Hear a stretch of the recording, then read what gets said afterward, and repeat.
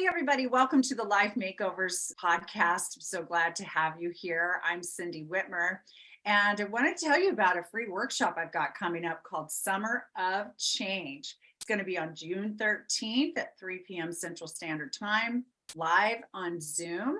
I'm so excited to have you there with me because I know as a coach, and I know that one of the hardest things to do sometimes is make changes. And yet that sometimes is what we most desperately need to do. So I'm going to debunk some of the things that concern you, help you drop some of your blocks to change and get you prepared for a summer of change. So check out the show notes so you can find how to get involved in the event coming up soon. Thanks for being here. Hey, everybody. Thanks for being here and joining me. It's good to be with you. I've had a lot of reflection lately, a lot of, looking back and noticing how I've changed over the years, and things I used to tolerate and things I will not tolerate anymore and that kind of thing. Because I'm calling this the summer of change, and you'll be hearing about a group coaching experience I have coming up really soon, more and more. So you'll learn more about that and how to register for that if you want to get in on my summer of change series I'm doing. But as I've been putting that together, I've been reflecting a lot on how I have changed over the years. And I wanted to just tell you a story from long ago today. And this may sound like a birth story because, of course, it is, but I want you to hear the other part of the story, and think about what you might be tolerating in some of your relationships or in your life that isn't really acceptable. Okay, so this is my story, one of my stories. So I'd been married for about 5 years, and so it was 1995, and our first child was being born. And which, of course, those of you who have given birth to children before, you know the excitement of that, you know the fear of that, all of it, the pain of it, the joy of it, all of it. But that's not the point of the story. So my daughter's birth, prior to her birth, I'd been in the hospital a couple of times. There was concern. Anyway, her birth took a long time, and she ended up getting stuck inside me, and it took, the vacuum and the forceps and the whole, it was just not pretty. And so I bled a lot, sorry, not to be gross. And then I had to have surgery to kind of rebuild me, I guess you would say, down there, because I had, my body just got honestly ripped to shreds. Sorry to be gross for those of you who don't handle that well. So anyway, it was a very difficult day and night. And the doctor, my gynecologist, said to me and my husband, my first husband, said, Cindy, if it wouldn't have been, modern times and you in this hospital, you would have died today, and so would have your baby. So, the fact that it was 1995 and I was in the hospital and so forth, she could be saved and I could be saved and everything. And so she was just letting me know the gravity of the situation of the day, right? So anyway, it was really emotional anyway, but that was even, of course, more emotional.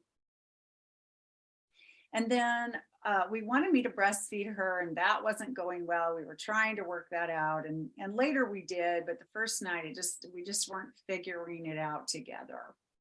So that was kind of frustrating and scary. And we lived in a town that was a few hours from all of our family and so forth. And so it was just he and I. And so he was with me there in the hospital room, and it was very late.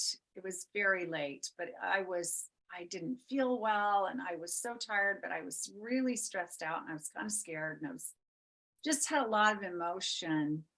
And all of a sudden he says at about, it was late, 1 o'clock in the morning or 1:30 in the morning. He says, well, I'm going to go home now and get some sleep because I'm tired. And I looked at him and I was flabbergasted. I'm like, oh, no, no, please don't leave me. Like, I don't want to be left alone here. And no, I need you here. I need you here. And he said, no, you don't. You need to sleep.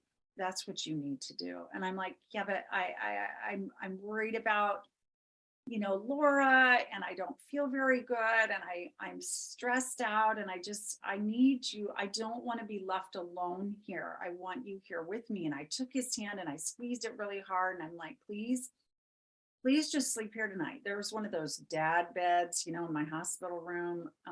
Well, I'm sorry to call it that, but visitors bed in the room. And he said, no, you need to sleep. And he said, I am tired. He told me how tired he was. I mean, it had been a long day. We'd been there since, the crack of dawn. But I mean, I gave birth, I was tired too. Anyway, whatever. I can understand why he was tired, but he said, I'm tired and I want to sleep in my own bed and I want to take a shower in the shower. And he said, I'm going to go. So I'm going to go now and I will be back at 7 a.m. I'll be back at 7 a.m. You get some sleep. And I cried and I begged him to stay there with me because I just didn't want to be alone. I didn't want to be alone. I mean, now I know what you're thinking. There's nurses, there's doctors, there's people, looking at me all night long and checking this and checking that and bringing in Laura and the whole thing. But you know what I mean too. I wanted my spouse there for emotional support, to comfort me, to keep me company, to help me relax. And he refused to do it because he felt he knew better what I needed, which was in his, his good intention was, you just sleep, Cindy, and I'll go sleep and I'll be back at 7. So he left. And it was almost 2 o'clock in the morning, and he was back at 7 o'clock straight up in the morning. I mean, he didn't get much sleep, but he did get a few hours sleep and he did get a shower and felt better and came back at 7, just like he said he would, just like loyal and dependable as he said he would. But here's the thing. I needed him. And I expressed that need very clearly. And he was my husband and the father of our literally brand new baby. And I begged him and I cried to him to stay. And he still made the decision to leave because that's what he wanted to do and that's what he thought was best. Okay.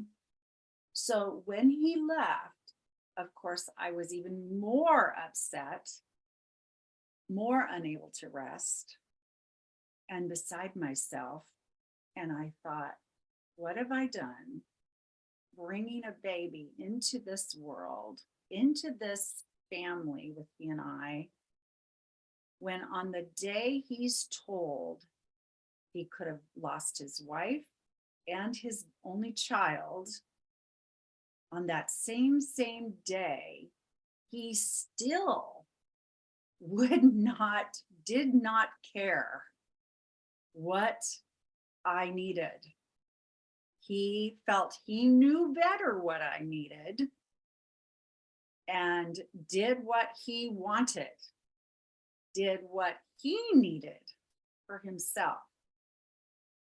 And I thought, oh boy, if he won't listen to me and my needs on the day I have given birth to his child and could have died, as he was told, and I was told, if you won't listen on this day, what day would he listen? Really, just think about that for a minute. I thought about that all night long that night. And I thought, oh boy, we are in trouble. So that was 5 years into our marriage. 5 years. And I stayed another 17 after that. 22 years I stayed. And I stayed for a lot of really, really, really, really good reasons. And we did some things very, very well together. And we definitely loved each other. And we loved our kids. You know, we had another child 2 years after we had her. And we did a good job in a lot of ways, honestly. We did a good job. But that theme of him not listening to what I needed, not caring, and doing what he thought was best instead, never left our marriage. That theme was there, and I tolerated it. I tolerated it, and I tolerated it, and I tolerated it. Now, I didn't tolerate it well. So he ended up tolerating me nagging him, or me crying and complaining, or me yelling, or me, I mean, I did all the unhealthy things too, in response.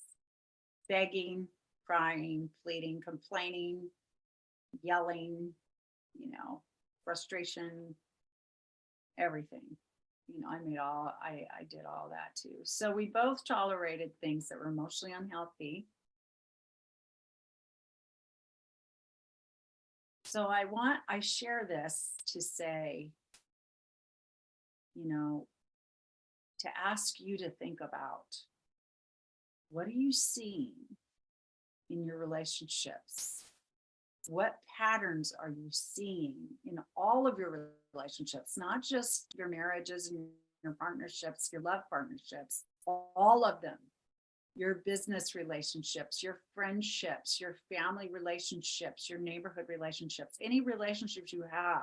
I want you to look them over, and the patterns that you see, patterns, not one-time things, not the occasional this or that, but patterns that you see that you're tolerating that are not healthy. And ask yourself, what needs to happen for that to change? What can you do to change the scenario? If you feel like it's completely out of your wheelhouse to change the situation, what changes then you need to make in your life to be happier and healthier?